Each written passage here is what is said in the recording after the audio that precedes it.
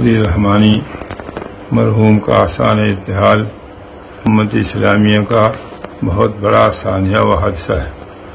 ابھی تھوڑی دیر پہلے اس ناچیز نے حضرت مولانا محمد رابع صاحب کا تفصیلی بیان سنا۔ ان کے تاثرات سن کر اور زیادہ ہمارے قلب و دماغ اور اعصاب پر اثر ہے۔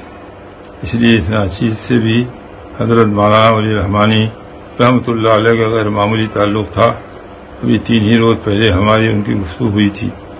اس حادثے نے تمام امت اسلامیہ کو، امت ہندیہ کو ہلا کر رکھ دیا ہے۔ جانے والا جائے گا، تقدیری فیصلے کوئی ٹال نہیں سکتا۔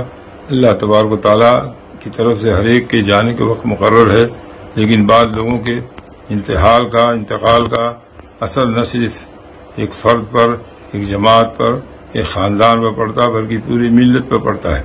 اس وقت ملت ہندیہ اور اسلامیہ کو بہت شدید ضرورت تھی حضرت مولانا رحمۃ اللہ علیہ کے وجود کی، ان کی آرا کی، ان کے مشوروں کی اور ان کی خدمات کی، لیکن اللہ تبارک و تعالیٰ کے غیبی نظام کے تحت یہ حادثہ پیش آیا۔ اس لیے ہم سب کو اب اللہ تعالیٰ کے فیصلے پر راضی برا رہنا ہے۔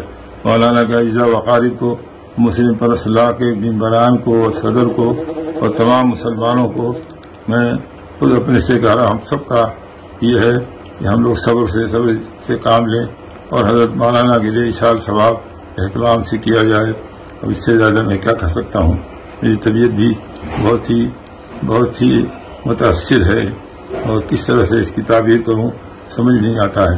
زبان میں الفاظ نہیں ہیں، دل و دماغ کام نہیں کر رہا ہے۔ بس اسی پر میں تمام مسلمانوں سے، تمام ہندوستانی علماء مسلمانوں کی خدمت میں سلام مسنون کے بعد ابو ظبی سے تعزیت پیش کر رہا ہوں، اور اللہ تعالیٰ سے دعا ہے کہ اللہ تبارک و تعالیٰ کوئی ایسا بدل پیدا فرمائے، نعم البدل فرمائے، وما ذلک علی اللہ بعزیز، جو ملت اسلامی اور ہندیہ کی پوری خدمت کر سکے، اور اس ذمہ داری کو جو حضرت مولانا نے اٹھایا تھا اس کے اٹھانے والے متعدد افراد پیدا ہو جائیں۔ اللہ تعالیٰ کی قدرت سے سب کچھ ممکن ہے۔ وآخر دعوانا الحمدللہ رب العالمین۔